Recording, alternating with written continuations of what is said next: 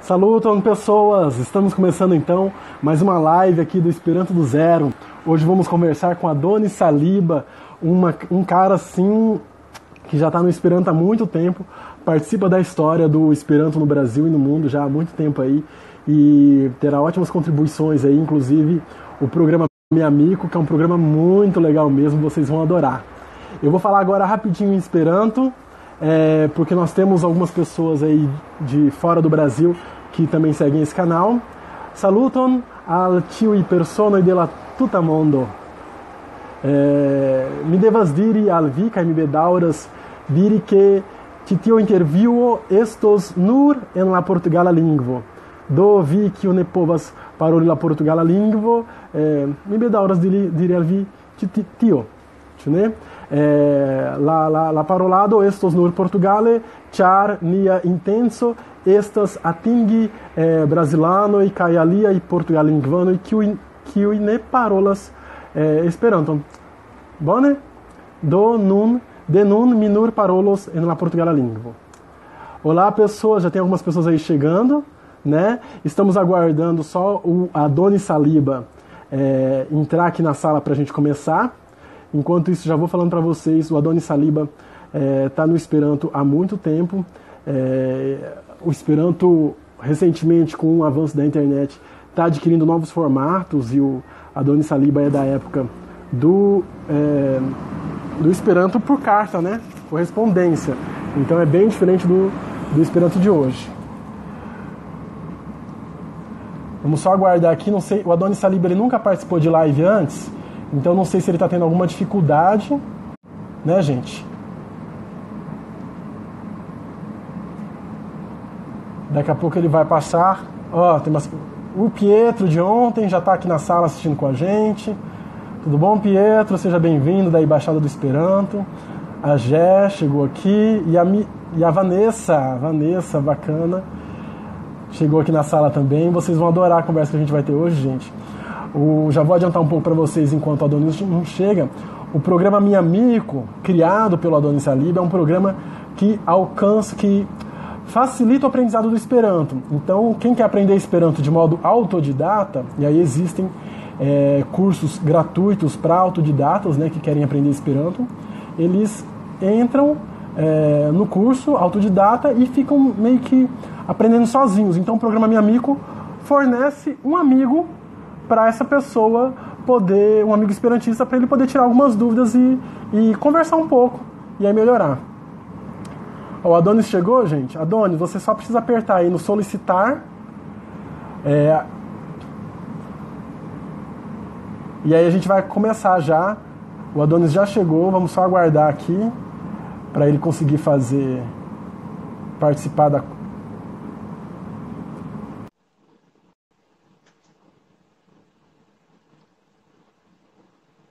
Já estamos conectando, gente.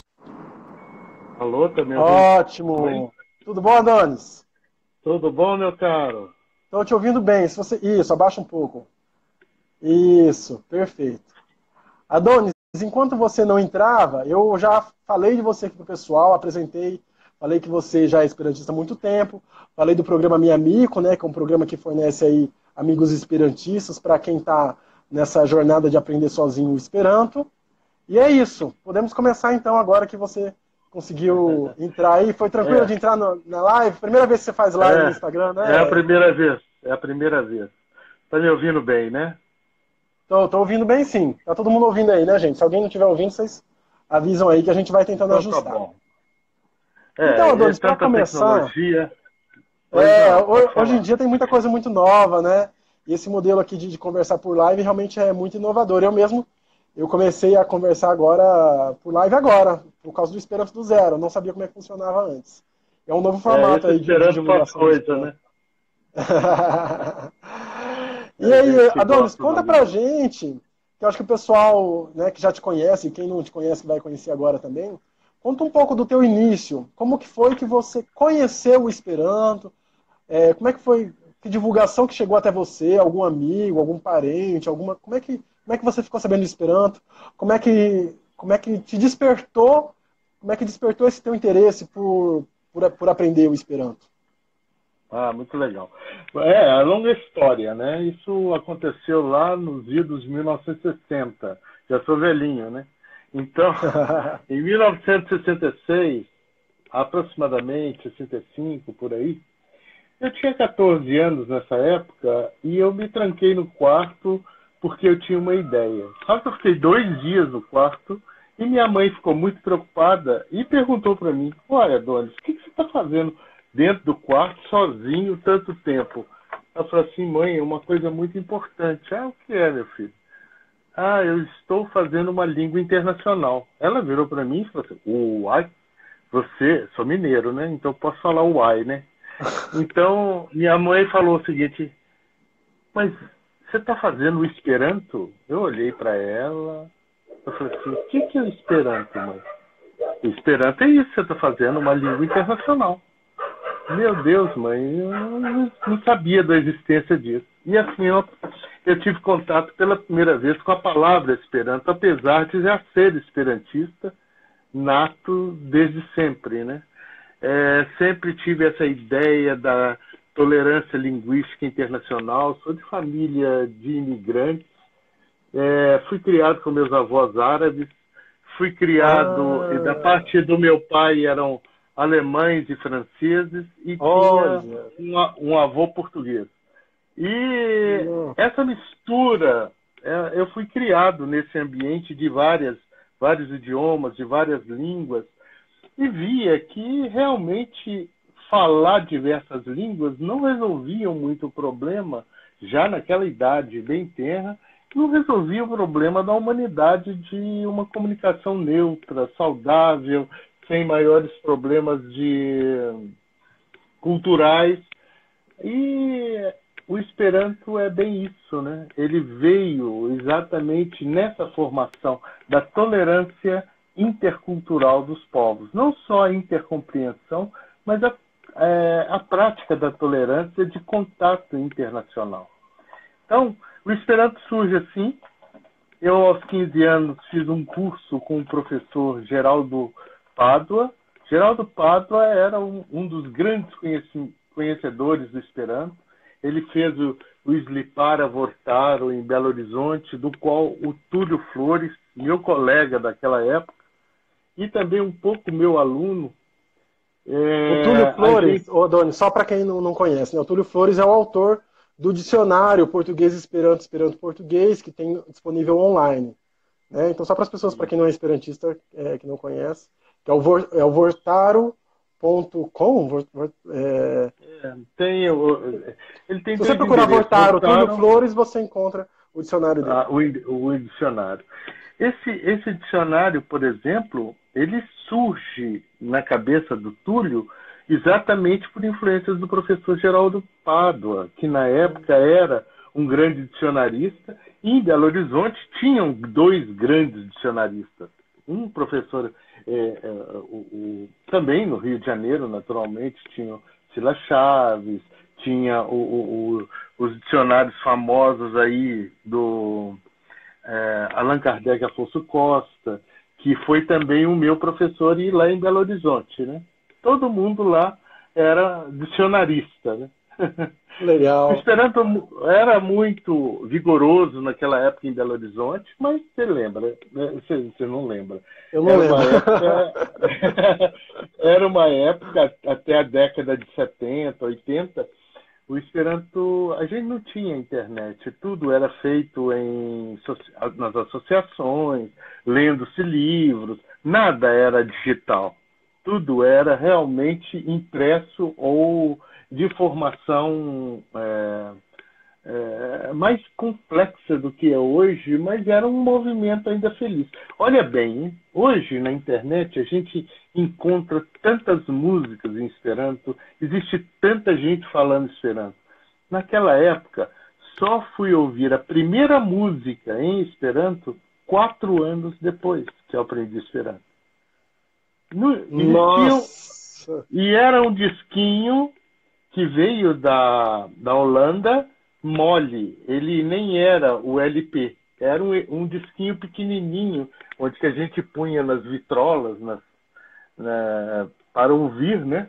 nos toca-discos, né, famosos, e de LP, mas a gente colocava, tinha uma base mais sólida, ele era molinho. Então a gente colocava, tinha 4 músicas em Esperanto.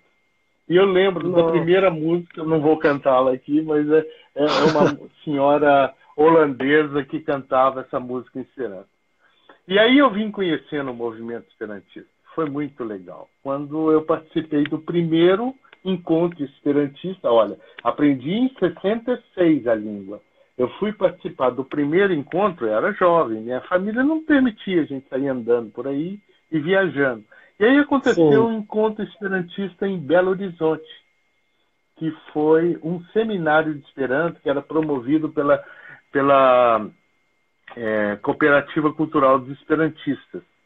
A Liga, nessa época, tinha entrado num período mais letárgico. Só para explicar, era muito rigorosa. Adonis, porque tem muita gente que ouve a gente que não conhece, né, o Esperanto. A Liga que o Adonis está falando é a Liga Brasileira de Esperanto, que é a associação nacional, a associação brasileira que aglomera todos os esperantistas do Brasil e representa os esperantistas do Brasil na UEA, que é a Universal Esperanto Associação. É dessa liga que o Adonis está falando. Pode continuar, Adonis. Então, a Liga, ela estava meio fraquinha nessa época, mas ela tinha sido muito vigorosa e ela ainda estava sediada na casa do Barão de Rio Branco, no Rio de Janeiro, na Praça da República, lembro do número, 54. Na casa do Barão do Rio Branco? No Rio Branco, É mesmo? A casa do Barão, na Praça da República, no Rio de Janeiro, era o prédio do IBGE, a Liga ocupava o segundo andar desse prédio. Eu tive o prazer de visitar a Liga e subir 2 andares, eram escadas de madeira, um casarão antigo, com todo o mobiliário antigo e tudo mais, que só veio aparecer depois. Só para explicar também, o que achei curioso isso, né? Porque, primeiro, para quem não conhece, o Barão do Rio Branco é um diplomata muito famoso do Brasil, né? Ele foi muito importante para o Brasil, para a definição das fronteiras do Brasil, inclusive na questão do Acre ter feito parte do Brasil, e a definição da fronteira do Brasil com os países vizinhos, né? E ele foi muito importante para a questão da diplomacia no mundo, né? Tipo, representando o Brasil no mundo. Então ele é muito importante. Eu não entendo muito do assunto, mas eu sei que ele é muito importante mesmo para a diplomacia brasileira e mundial. E até onde eu sei, Adonis, não sei se é verdade mesmo, mas ele foi contra, né, o Esperanto. Ele chegou a ter algumas manifestações contra o Esperanto. Eu já ouvi essa história uma vez de um vídeo em inglês. Não, então um pouco engraçado, né? Na casa do Rio Branco, o pessoal fazer sediar, né? Na verdade, o que aconteceu, essa história é meio complexa, porque não é o mesmo Barão do Rio Branco. Ele é um neto dele, que foi contra o Esperanto. Ele, propriamente, foi da época do Império. O Barão do Rio Branco mesmo, famoso e muito comprometido com o Brasil, de uma forma geral, ele foi da época do Império. Mas o Esperanto não existia ainda. Não existia. O que veio a ser contra o Esperanto, que falou que o Esperanto era língua de comunistas e tudo mais, na Liga das Nações, em 1926, dando força ao francês, que era uma língua de elite, e o Esperanto foi tido como uma língua de pobres, uma língua de comunistas, de um populacho. E foi isso, infelizmente esse senhor falou, dando apoio, na época, ao que os franceses queriam manter o francês como língua internacional. Esperanto era muito simples na cabeça desse povo para ser uma língua internacional. E aí, por votação até mesmo de poucos países, o Esperanto não foi aceito como língua na Liga das Nações, a antiga ONU, né? Mas por problemas diversos, eis que Esperanto veio parar na casa do Barão de Rio Branco, na própria casa da família dele, na década de 40, depois da guerra, por influência, sabe de quem? Um grande escritor brasileiro, que era esperantista e que fez os livros maravilhosos, que é Guimarães Rosa. Guimarães Rosa era um diplomata brasileiro. Ele é que, por influência dele, a Liga Brasileira de Esperanto mudou para esse local, que era um lugar já público, em cima do IBGE, Instituto Brasileiro de Geografia e Estatística. Esse instituto, né, que foi a base de informações e tudo mais, e ele era muito ligado ao Esperanto na época, e ligado aos esperantistas. Então, o Esperanto teve fases e fases. Essa foi uma fase anterior à minha, que eu me recordo agora, porque não está escrito isso em lugar nenhum. E a gente vai acabando perdendo essas histórias. Se não registra, né, perde. Ainda bem que a gente está gravando essa live. Vamos deixar guardado, disponível essa informação. Pois é. Não, e ainda tem uma fase anterior. Naturalmente, tudo isso pode ser pesquisado lá na Liga Brasileira de Esperanto em Brasília. A NEA é muito dedicada a esses assuntos lá da Liga, da Biblioteca Carlos Domingues, né? E o Esperanto, ele meio que envelheceu com as pessoas naquela época e surgiu um grupo jovem. E esse grupo jovem se ligou à Liga Brasileira, à cooperativa dos esperantistas no Rio de Janeiro também. E essa cooperativa começou a trazer vários congressos brasileiros, não eram congressos, chamados seminários, seminário da cooperativa, que para não concorrer com os anteriores congressos da Liga Brasileira de Esperanto, que voltaram a acontecer nos tempos modernos, vamos dizer assim. Por isso que nós temos 30 e poucos, 40, sei lá, congressos brasileiros de Esperanto, mas tivemos vários outros grandes encontros no Brasil, que eram esses encontros da cooperativa. E o primeiro deles, assim, acho que o terceiro deles, aparentemente, eu participei em 1972. Foi quando eu tive o primeiro contato com esperantistas no Brasil. E eu falei Esperanto 1972. E de 6 anos, então, depois que você aprendeu Esperanto. Isso. Estava com muita vontade de aprender Esperanto, né, Adonis? Porque você demorou para encontrar música e tudo, né? Olha bem, eu, nessa época, um pouquinho depois, eu viajei para a Argentina. Eu falei assim, será que o Esperanto funciona? Eu tinha minhas dúvidas, porque eu não tinha conversado com ninguém do exterior falando Esperanto. Um telefonema naquela época só podia falar 3, 4 minutos com o exterior, e mesmo assim eram coisas muito rápidas, porque era caríssimo. Existia o telegrama, existiam outras formas de contato. O que hoje parece banal, anteriormente não era banal.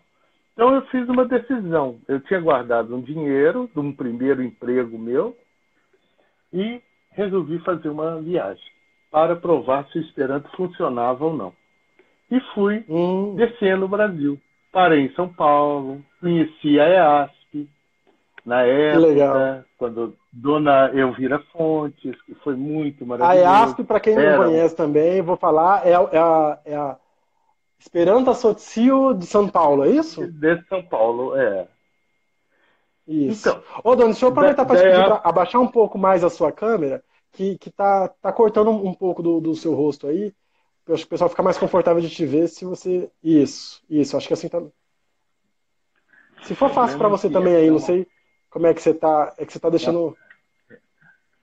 É uma gambiarrazinha aqui. Eu bom.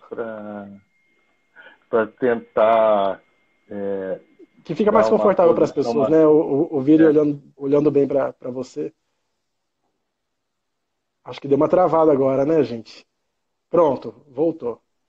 E agora? Meu som, será que continua? O som eu estou ouvindo, parece que está um pouco diferente. Eu acho que o som ficou um pouco melhor até, mas a imagem ficou do mesmo jeito, viu, Adonis? Você consegue abaixar mais, não?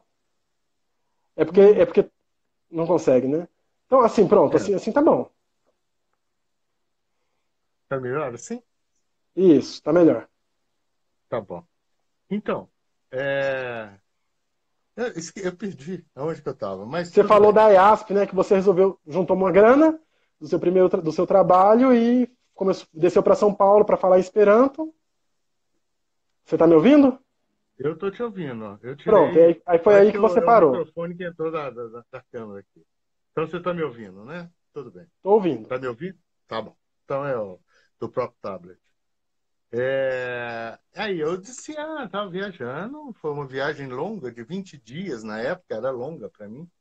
E desci para Curitiba, encontrei esperantistas, desci para Porto Alegre, encontrei esperantistas, falei assim, epa, essa língua parece que funciona. E fui embora.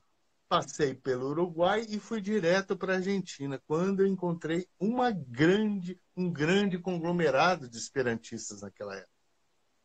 E eu não falava espanhol.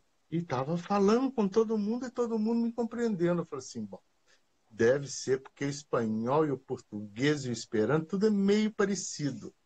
Isso na minha cabeça, né? Mas só que eu falava, estava assim, me comunicando muito bem. Como eu era muito jovem, 19 anos, todo mundo me tratava bem.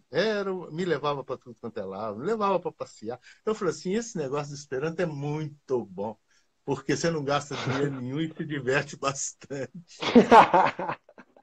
E foi muito legal. Bom, desde aquele momento que eu provei para mim mesmo que o Esperanto era realmente uma língua internacional e que dava para ser falado, mesmo você não precisando falar mais português. A minha ideia era essa, assim, será que se eu sair do português, eu vou conseguir me comunicar em Esperanto, por mais que eu já tenha lido e falado? E dá, porque o Esperanto é muito próximo do que é escrito, né? Então, não tem muito problema de você estar falando uma língua diferente do que você aprende na leitura e tudo mais. Isso é que eu falo para meus alunos do Miamico. Leiam, que vocês não vão ter problema de falar, mas pronunciem bem. Então, saí dali, 72, e a coisa foi caminhando, eu me tornei engenheiro e comecei a fazer viagens internacionais pela minha profissão. A primeira dela aconteceu uma coisa muito interessante. A primeira, hein? Eu fui para o Japão. Olha bem. Olha, que legal. Uma língua totalmente diferente da nossa, Totalmente. né? Porque o Agora eu vou espanhol ainda é provar. parecido, né? O italiano é parecido, o francês é parecido. Agora, o Mas inglês, pelo menos, japonês tem um não é. alfabeto igual. Agora, o japonês, nossa. Então, foi muito legal. Eu lembro que eu passei no Rio, eu fui na Liga, comprei os discos do Silas Chaves na época para levar como um presente. Foram 28 horas de viagem até o Japão. Cheguei morto, mas anteriormente a isso, eu tinha trocado correspondência com uma menina do Japão, que foi uma senhora Yamazaki, ela foi uma grande esperantista por muito tempo, acredito que ela faleceu já. Essa senhora, ela mandou para mim, eu falei com ela, naquela época a gente não podia sair do Brasil com mais do que $1.000. Não podia sair do país. Você tinha $1.000. E o Japão já era um país caro. E eu pude levar $1.000 só. E eu tinha que ficar 7 dias lá com esses $1.000. No hotel, comendo, indo fazer as coisas. Aí eu falei com ela, olha, eu não tenho muito dinheiro, eu preciso de um hotel barato, mas eu preciso saber chegar nele. E no Japão, naquela época, o inglês não era falado dessa forma, e não tinha inglês para tudo quanto é lado. Apesar de eu já ter falado inglês nessa época, não, mas eu não tinha muita coisa acontecendo. Então ela me mandou uma carta, olha quanto tempo, levava 15 dias uma carta para ir para o Japão, 15 dias para voltar. Essa carta dessa senhora chegou 2 dias antes da minha viagem. Era uma carta grossa, cheia de cartões, e nos cartões escrito em japonês de um lado e do outro lado em esperanto. Japonês de um lado, do outro lado esperando. Eram as indicações para quando eu chegasse no aeroporto, para eu ir entregando aquele cartão para as pessoas, Ah, para eu poder chegar no lugar. Ela me conseguiu um hotel ai, ai. que era para japoneses, era super barato, e eu fui para o Japão. Bom, quando eu cheguei, o meu último nome é Silva. Mas Silva em japonês, olha bem, que palavra que ela vira. Vira Sruba. Eu virei Miss Sruba. Eu falei assim, meu Deus do céu, eu virei uma suruba aqui no Japão. Na hora que eu chego, vou pro hotel. Era realmente um hotel japonês, porque o quarto era minúsculo. Mas eu tomei um banho e falei assim, vou descansar. Aí deitei na cama, não deu 15 minutos, toco o telefone. Senhora Struba, eu falei assim, meu Deus, agora eu tô aqui todo confuso, fuso horário, tudo louco. Aí eu falei assim, tem um senhor aqui, esperantista, querendo falar com o senhor. E ela falou no inglês muito mal. Aí ele entra no telefone falando comigo já em Esperanto. Eu falei assim, é Esperanto, eu tenho certeza. Aí eu desci lá embaixo. Ele veio num gesto japonês, ele me cumprimenta, fazendo reverência à metade, né? Ele era a metade do que eu sou, era tudo pequenininho, né? Ele fez a reverência, eu falei assim, meu Deus, eu conversei com ele, ele falou assim, nós estamos atrasados. Eu falei assim, pra quê? Aonde que eu vou hoje? Depois de 28 horas de viagem, 15 minutos deitado Totalmente na cama, confuso. você está atrasado. Ele me pegou na minha mão e saiu correndo. Na primeira rua, eu entrei em parafuso, porque o tráfego é totalmente ao contrário do Brasil.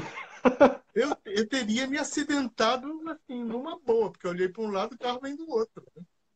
Ele me pegou e saiu correndo na rua. Eu fechei os olhos. Eu falei assim: me leva, porque eu não sei para onde eu estou indo, se eu estou sonhando, aonde que eu estou. Eu estou desparafusado. E quando ele me leva e chega num edifício e começa a subir uma rampa no meio do edifício. Eu notei que eram restaurantes e restaurantes naquele edifício. Grande, uns 5 andares. E ele vai subindo aquilo, e aí ele olha numa sala, ele fala assim, estas titia. Aí eu falo assim, que essas titia? Aí ele abre uma porta, tinha 100 esperantistas sentados numa mesa longa, todos na hora se levantaram e me cumprimentaram. E eu não entendi nada do que estava acontecendo. Era a reunião dos esperantistas para me receber ali no Japão. Você Olha só, acredita fizeram que uma reunião aconteceu isso? só para te receber lá. Era uma reunião programada, mas nessa reunião especial foram para esse restaurante. Ah, E eu fui para o restaurante e eles me homenagearam ali e tal. Ainda bem que que eu levei um fenomenal. disco do Silas Chaves para dar de presente lá. Que também Aham. nunca esse material do Ocidente chegava no Oriente. Então eram trocas assim, Ah, os brindes eram locais. Nada acontecia muito internacionalmente mesmo. Os grandes congressos esperanto, sim. Mas o contato entre esperantistas era muito pouco. E isso era muito bonito. Foi que um encontro legal. maravilhoso. E isso, eu era um jovem engenheiro nessa época. Eu falei assim, nossa, como o Esperanto funciona além da língua. Eu nunca vi Aham. essas pessoas nunca me viram. E o abraço que elas me deram de coração, porque japonês não fica abraçando, né? É. Então, o abraço que elas me deram de coração foi uma coisa assim absolutamente linda. E eu fiquei no Japão e tive. Aí eu podia telefonar, contactar as pessoas. Era uma sociedade esperantista fortíssima nessa época. E aí foi a Fortíssima. primeira vez que você conversou em Esperanto com pessoas assim, com Totalmente linguisticamente diferente. muito distantes, né? Como é que foi essa experiência? Porque você não tinha qualquer outra mediação, né?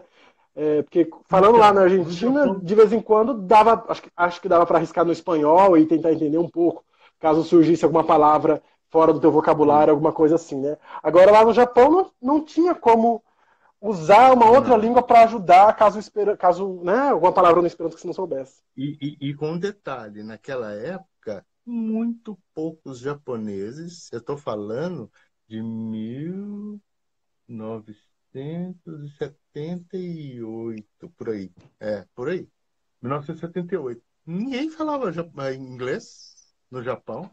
Assim como na Uhum. França, no interior da França, vai tentar falar inglês, não consegue. Si tu ne parles pas en français, il ne comprend rien de ce que tu lui parles. Se você não fala francês, eles não te entendem nada no interior da França, ainda hoje. Agora, naquela época, no Japão, eu não entendia nada, porque eu não entendia japonês, não tinha inglês em lugar nenhum, indicações em inglês eram só nos hotéis, e eu dependia mesmo dos cartões da mulher que ela me enviou. Eu saía andando com eles e mostrando o cartãozinho, que eu queria voltar para o hotel, que eu queria pegar esse trem. Então, se eu mostrava em japonês para Ah, eles, eles me apontavam com a mão, entendeu? que O legal. Esperanto me salvou, assim, né? E com detalhes interessantes, eu sei que nessa ida ao Japão, um, uma pessoa me pediu que eu fosse num subúrbio de Tóquio, numa aula dele de Esperanto. E eu falei assim, meu Deus do céu, vou no subúrbio de Tóquio, então você me pega aqui. Mas ele falou assim, eu não posso te voltar com você, porque é 1 hora de viagem, 1 hora de viagem para volta. Eu falei assim, tá bom, eu volto de Nossa. trem, nas mesmas indicações, né? E fui. Aí eu cheguei nesse local, consegui achar o número da casa e tal. Tinha uns 30 japoneses aprendendo Esperanto nesse lugar. Eles me receberam, não falavam Esperanto. Só o professor falava e a gente se deu muito bem ali, teve um contato, teve uma reunião de um chá japonês. Foi muito bonito. E na volta eu falei assim, eu tô com medo de voltar, eu não sei voltar. E aí, na volta, eu entrei dentro do trem, veio um senhor, que era um aluno, que não falava Esperanto, nem falava japonês, só falava Saruton. Eu falei assim, Saruton, que ele me farta. Aí eu falei assim, meu Deus do céu, vou falar com ele em Esperanto. E aí, quando chegou no lugar, ele falou assim, ele me apontou, você desce aqui. Aí eu falei assim, tá bom. Nessa hora ele enfiou a mão no bolso, ele não tinha nada para me dar. Ele tirou o que ele tinha no bolso, que era um isqueiro, e falou assim, isso por vir. Eu falei assim, meu Ah, Deus, o que ele está querendo dizer com tudo isso, né? E aquilo moveu, assim, é uma coisa do coração, uma coisa maravilhosa, e ele entrega um pedacinho que ele tinha ali, ele queria ser lembrado por mim, né? E foi um gesto aham. maravilhoso que eu nunca mais me esqueci. Ele não Que tinha lindo, o né? Esperanto falado, mas ele tinha o coração esperantista. Uma coisa assim que não dá para esquecer e dá para você ficar esperantista o resto da sua vida. Isso é só um pedaço das coisas, nós já estamos vencendo o tempo aqui de falar, né? Falta ainda falar toda uma fase da minha vida em que foi a passagem do Esperanto sem internet para o Esperanto com internet.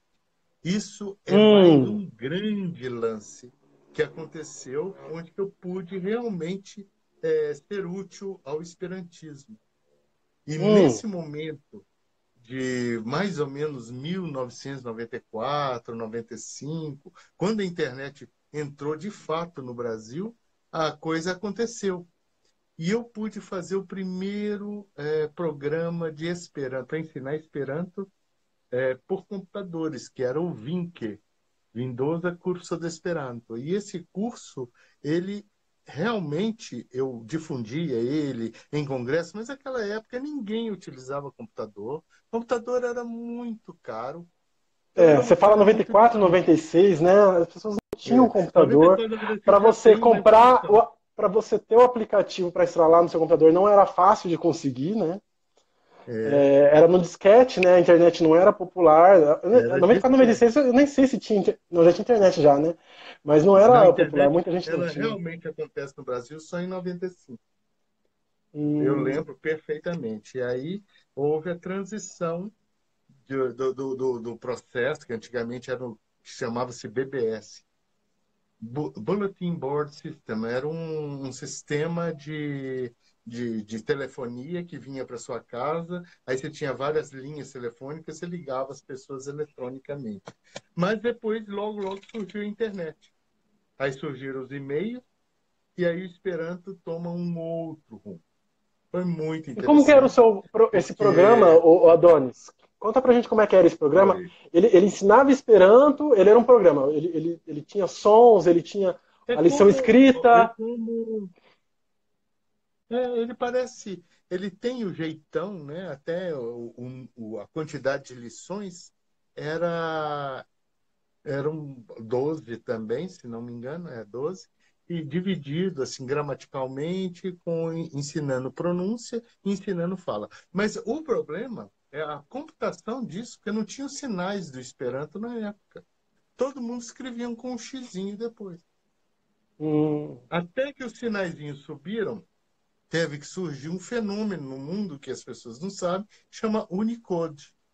Unicode foram as letras, as fontes, que hoje você já escreve em Esperanto, as fontes estão lá, né? Eram as fontes, mas eu tinha que desenhar os chapeuzinhos e as braquias em cima do U, do C, do S, de tudo. Isso era uma programação incrível, onde que a gente tinha que desmontar tudo aquilo eletronicamente para passar transparente para as pessoas.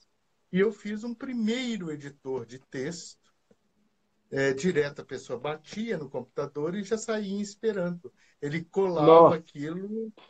Então, foi um primeiro deve ter dado editorzinho de muito trabalho texto. para fazer isso, né? Eu lembro que em 99, 99? Eu fui num congresso em Berlim, internacional. E aí, vendo lá no congresso, eu vi as pessoas passando um programinha uma para outra, aquela pirataria, né? Aí eu fui ver qual era a pirataria, era o meu programa. Eu falei assim, que legal. Aí o cara falou assim, vem cá, isso aqui é muito bom, isso escreve em Esperanto. Eu falei assim, é Ah, mesmo? Você quer uma cópia? Eu falei assim, interessante, acho que vou pegar uma. Aí foi o programinha que eu tinha feito. Era um programinha editor de texto em Esperanto. Surgiram vários outros, internacionalmente falando, e na metodologia já do Unicode, na época eu não podia. Não tinham fontes que tinham mais caracteres que os caracteres americanos, do ASCII, né? Então, foi um período interessante que eu pude contribuir com muitas coisas. E quando e esse em congresso lá em 2000... Berlim, ô Adonis, você começou a falar desse congresso, você podia falar pra gente como é que foi esse congresso? É o Congresso Universal de Esperantistas, é isso? Foi. Foi um congresso, né? Em 1999. Eu tive a oportunidade não só de participar do congresso, como conhecer muitos esperantistas que hoje já não existem, né? William Old, a poetisa lá escocesa, esqueci o nome dela aqui agora. Tive a oportunidade de ter contato direto com o Claude Piron, que também em 2002 em Hum, Fortaleza. Foram pessoas assim muito importantes no esperanto da minha vida, que participaram do meu movimento esperantista, né? E que deixaram muitas contribuições que estão aí até hoje para a juventude que nem mesmo conhece tudo isso. Então, eu tive a oportunidade de ir a um congresso do ILEI, né? ILEI, para quem não sabe, e hoje o nosso professor lá em Maceió, qual é o nome dele?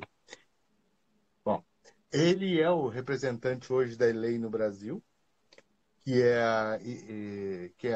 a Organização Mundial dos Encontros de Professores Esperantistas, de Esperanto, e ela tem esses congressos internacionais onde você vai lá e conversa e bate papo e transmite a sua mensagem de ensino de Esperanto no seu país ou como ele deve ser. Desse lei saiu o educado.net e saiu depois, hoje, o que tem esse grande exame internacional do CARE.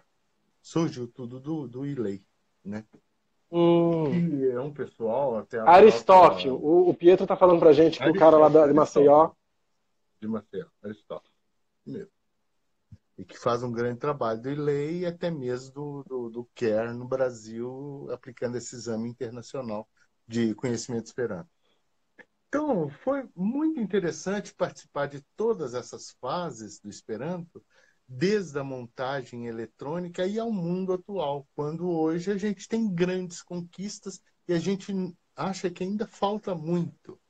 Falta, claro, faltam mais esperantistas, só que esses esperantistas hoje estão muito em diáspora, né? Então, cada um no lugar aprende Esperanto de uma forma, eles aprendem Esperanto, mas não necessariamente se tornam esperantistas, porque eles não conhecem essa comunidade maravilhosa que a gente tem.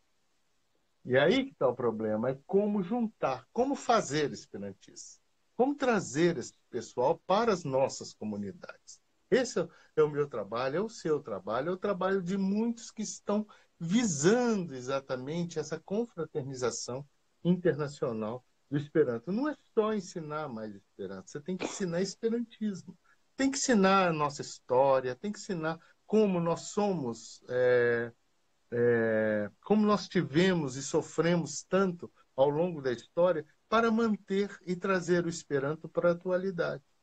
Então, divulgar isso é uma verdade. E a gente precisa que os jovens e a equipe que está surgindo aí, seja da BEIO, seja dos próprios veteranos, trazer o Esperanto para uma maior transparência dentro do contexto da internet. Na internet hoje, a gente já pode escrever em Esperanto. Esperanto não é uma língua estranha, ela é uma das línguas mais cultas que existem na humanidade hoje. Esperanto é muito mais culto que a maioria das línguas. Ele tá, acho que é a 11ª língua mais culta do mundo.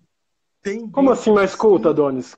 Como assim? Bom, Qual só para critério é você ter esse? um exemplo, você E olha tem a mais livros? Wikipedia. Não, não é mais livros, é cultura mesmo. É capacidade intelectual transmitida através da língua, escrita e registrada. Se você olhar o Wikipedia, ele é assim, centenas de vezes maior do que a maioria das línguas que estão lá no Wikipedia. Se você olhar as línguas, elas têm as contribuições locais. O próprio hebraico, no Wikipedia, como o hebraico mesmo, ele é pobre. É uma coisa incrível. Hum. Por quê? Os próprios israelitas não se adaptam ao hebraico como uma língua culta, mas como uma língua religiosa ou falada. Mas a cultura para eles é inglês. Eles acham que só inglês é suficiente. Então, a maioria produz em inglês, não produz em hebraico. Nossa. Esperanto, não. A gente Acaba que produz em culturalmente isso é Esperanto. um pouco empobrecedor, né? Muito. E muitas línguas ficam pobres dentro do contexto delas mesmas. As línguas africanas, as línguas... E fica estereotipado. O Esperanto não. O Esperanto tem uma contribuição internacional mesmo, Wikipedia. Muito poucos brasileiros, infelizmente, contribuem para o Wikipedia. Eu sou um dos que poderia contribuir mais, não contribuo, mas eu tenho um outro trabalho pelo Esperanto. Mas tem É. muita coisa que a gente pode fazer pelo Esperanto hoje como voluntários virtuais. A gente não precisa realmente ter os grandes lances heróicos de fazer uma coisa. Não, um pequeno voluntariado virtual já é uma grande ajuda. Porque o lance do Esperanto é mental. É trazer para a cabeça das pessoas essa ideia do internacionalismo, da intercultura, da interlinguística, da capacidade de aprovisionar conhecimento intercultural. Hoje, se você aprende inglês, você vai ser passivo no inglês.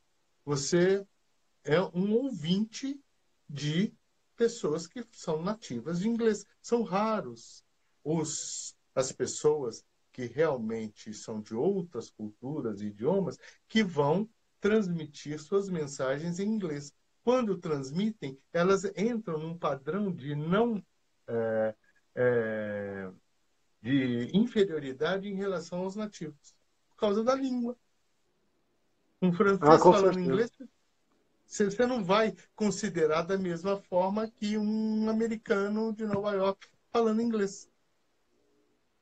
Talvez um alemão, talvez um sueco, assim, eles já falam inglês, né, de uma forma tão potente que não seja tão ruim assim. Mas entre dois palestrantes, se você aprender inglês e quer aprender sobre maquinário em inglês, você vai procurar um americano ou vai procurar um austríaco? Que vai falar o inglês mais germanicamente. Você naturalmente faz uma primeira opção pelo inglês americano. Sim. É um problema. O problema é intercultural. E isso geram-se monoculturas. E monoculturas e tendências monoculturais é que leva ao problema de intolerância internacional. Então, o Esperanto ele tem esse poder da língua não pertencer a ninguém e de pertencer a todos simultaneamente. É uma coisa absolutamente fantástica. E hoje, o aprovisionamento de Esperanto pela internet é altíssimo. Seja para ensino, seja para opções de leitura. Hoje eu já não leio mais nada da grande biblioteca que eu tenho. Nada. Eu não pego esses livros. Não sei o que eu vou fazer com eles. São coisas até históricas. Mas estou procurando herdeiro. Mas o lance hoje, você tem um Google que fala Esperanto, você tem que fala a língua. Pode falar de forma... Mas é uma grande aquisição isso. Quem fez isso acontecer dentro do Duolingo, por exemplo, dentro do Lerno, foram poucos esperantistas que realmente fizeram essas coisas acontecer. Mas Foram, fizeram né? uma coisa para E com frente. impacto grande, né? Grande impacto. Então, esses impactos nacionais são importantes.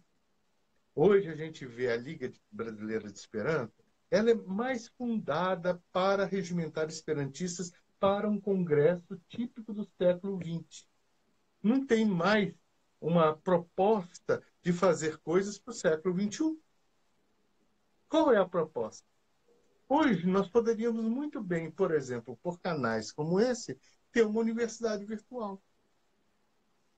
E a universidade Aí. virtual, cada um tem sua especialidade. Você poderá ensinar em Esperanto a sua especialidade. Por que não? No Brasil já tem a Então, essa universidade universidade aberta, né? virtual... Não sei como é que está acontecendo, mas existem já cursos universitários à distância, né?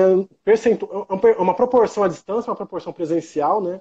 Então, realmente, acredito que seja possível mesmo. Então, a situação que eu vejo como solução para um processo como esse é trazer mais esperantistas virtuais, porque neles está a cabeça para a virtualidade. Então, a migração para a virtualidade é a sobrevivência do Esperanto hoje. E ela depende de cabeças humanas. Essas cabeças humanas, quanto mais virtuais elas forem, tanto melhor para o Esperanto do futuro. Eu não vou mais participar desse momento, mas eu quero ser uma parte de fazer isso acontecer. Calma, deixa disso, Entendeu? ainda vai viver bastante. E o Esperanto não precisa esperar muito para. Mas ele não é O Esperanto eterno. também não precisa esperar muito, não. Para A gente massificar, dá não é para eterno. crescer rápido. Mas a minha grande esperança é criar as condições de internacionalidade que nós precisamos no Brasil para contribuir, né, para esse internacionalismo que o próprio criador do Esperanto nos trouxe, a Interna Ideo. Falei muito, não? Falou bastante, Adonis. Na verdade, a gente acabou nem entrando na questão do programa Minha Amigo, né? E a gente fez a divulgação para todo mundo de que a gente ia falar do programa Minha Amigo. A gente acho que vai ter que deixar um outro dia para a gente conversar só sobre o programa Minha Amigo com a galera. A gente tem combinado daqui a Segundo algumas capítulo, semanas né?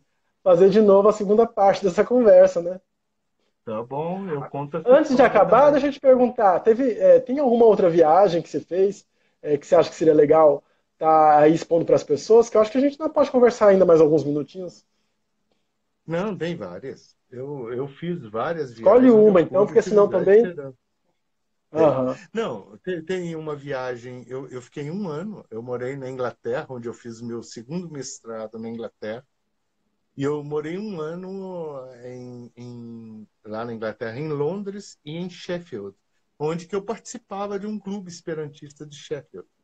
E Que foi legal. muito interessante porque eu tive uma visão inglesa de como se aprender Esperanto e como os ingleses eram esperantistas. Isso é muito legal. Eu E como os fiquei. ingleses são esperantistas? Pois é, Eles têm um jeito diferente? e- é uma forma diferente, são diferentes. Eles são diferentes. Os americanos esperantistas também são diferentes. Normalmente, eles são de tendência, os americanos, de tendência democrática em vez do republicano, uma tendência de internacionalismo. Então, tem uma coisa diferente. E os esperantistas, sabem, tem coisas diferentes, como gostam mais de ser vegetarianos, gostam mais, tem uma religiosidade também mais intensa, de um ponto de vista maior, feito o espiritismo no Brasil, feito o Omoto no Japão, e aí vai, né, Bahá'u'lláh, esses grupos mais que gostam mais de ter uma visão internacional da coisa e ver o ser humano de uma forma diferenciada, eles tendem a se aproximar mais do Esperanto. E assim era na Inglaterra. Eram pessoas, em princípio, muito amistosas. Muito mais amistosos que os ingleses normais. E são amistosos. Mas, não Uhum. os londrinos, mas os do interior da Inglaterra são pessoas maravilhosas. Os Legal. londrinos já são mais efeitos paulistas, né? Ficam cada um no seu cantinho e tal. Lá em Sheffield, existia uma interação muito grande entre esperantistas e era muito legal. Eu tive a Sheffield é uma cidade oportunidade de ir pequena? aonde? Sheffield? Sheffield é pequena. Londres? Ah, não, é uma cidade relativamente grande. Foi aonde surgiu o aço inoxidável do mundo. Por isso eu fui lá. Eu sou engenheiro metalurgista. Então, eu Ah, tá. fiz uma tese de mestrado, uma dissertação de mestrado, em laminação de aços inoxidáveis. E, nessa cidade especificamente, se descobriu o aço inoxidável, no início do século passado. Então, eu fui lá exatamente por causa dos professores, um pessoal muito inteligente e tudo. E tive a oportunidade de viver o Esperanto intensamente. Assim como eu tive uma intensidade grande de vivência do Esperanto quando eu fui à Suécia, em que eu fiquei 3 meses na Suécia com um grupo Hum. de técnicos da minha companhia siderúrgica. E lá eu tive um contato maravilhoso com músicos, com pessoas ligadas à difusão, numa cidade do interior, não em Estocolmo, mas em Västerås.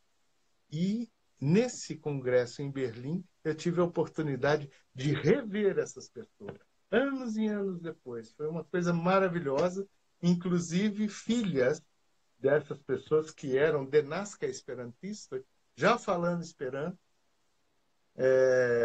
já bem adultas, e foi muito Denasca legal esperantista, né, só reencontrar para essas quem não conhece, é o esperantista de berço, é aquele que teve o esperanto como uma das línguas maternas, né? Só explicando para quem não conhece esse termo. isso, legal. Então, teve essas viagens e algumas outras mais curtas, mas sempre a interação com o Esperanto internacional mostra para a gente quão vigorosa é a nossa língua e quão poderosa é a facilidade de falar o Esperanto e a capacidade de comunicação que a gente tem por ele. A ponto de você começar a esquecer a sua língua natal, o Olha, português. E eu tive uma experiência interessante em Vancouver, no Canadá, em 1984. Fui até com um casal Gratapaga. Eu fiquei num quarto com 4 esperantistas. Um japonês, um alemão, o outro mexicano e eu brasileiro. Ficávamos nós 4 falando Esperanto o tempo todo durante uma semana. Quando eu voltei para o Brasil, eu não sabia que língua que eu estava falando. Eu não sabia se eu estava nossa, falando português ou esperanto. Esperanto entra de tal forma e ocupa um lugar tão grande na sua cabeça, se você ficar falando ele por um período longo, que é difícil você voltar para sua língua materna, porque meio caramba. que as coisas trancam. Você fala todas as exceções do português, você acaba generalizando e colocando elas regulares. E isso não é legal, porque o português é como é. Não tem a regularidade do Esperanto. essas coisas assim acabam acontecendo.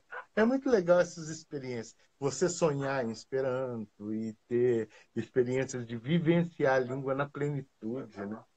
É muito Legal, legal. E aí você bacana. nota, para finalizar isso, você Uhum. nota um detalhe: como as pessoas, os seres humanos são iguais.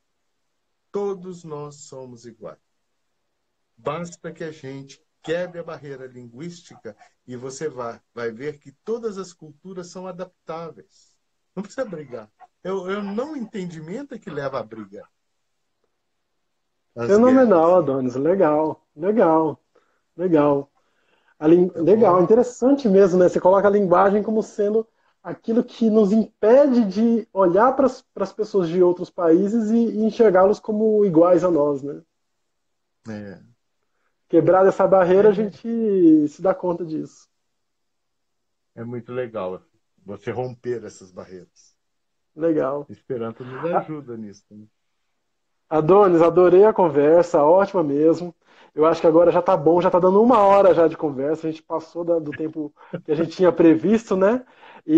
É. E é isso, gente. A gente foi muito bom mesmo, as pessoas gostaram muito e a gente está vendo aqui pelas reações das pessoas que assistiram, né? Algumas mensagens aqui colocaram bem bacanas pra gente.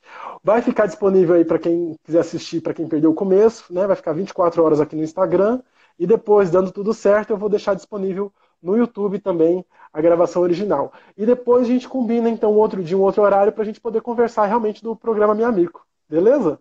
Tá bom? Tá ok. Muito obrigado.